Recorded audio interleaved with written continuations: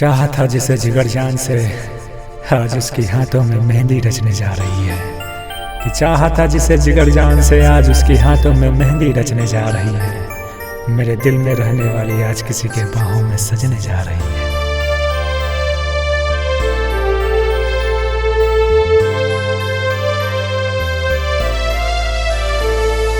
रे पागला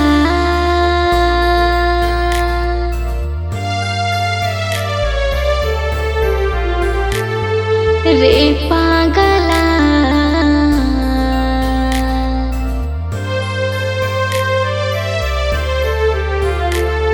मिलाब तो हंसी तो बता है बरे कि कितना प्यार करेले हम। मिलाब तो हंसी तो बता है बरे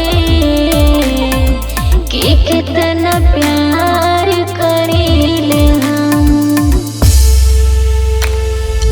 कौन कमी रहे बोला जान हमरा प्यार में, बना के बेशरम तू छोड़ लू बाजार में। पड़ल कवन छाया बा हमरा पकाल के, दूर भइलू जब से तू जनबू कहाल के। चाहत रहे खेले का दिल बाजे हम, मत बोल दे तू एक बेर दे देती निकाल के। जियल नहीं जाला जान तोरा बिन ऐसे, तड़पेला मछली पानी बिन जैसे। बीतल बका हमरा पर झेला तानी रे लतानी जाना तानी हम। ढेर दिन नहीं के जान हमरा पास में, 2 दिन के जिंदगी पल में खत्म।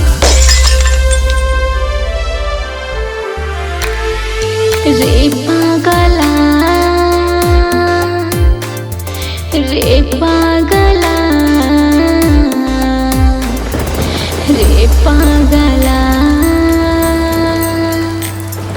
रे पागला।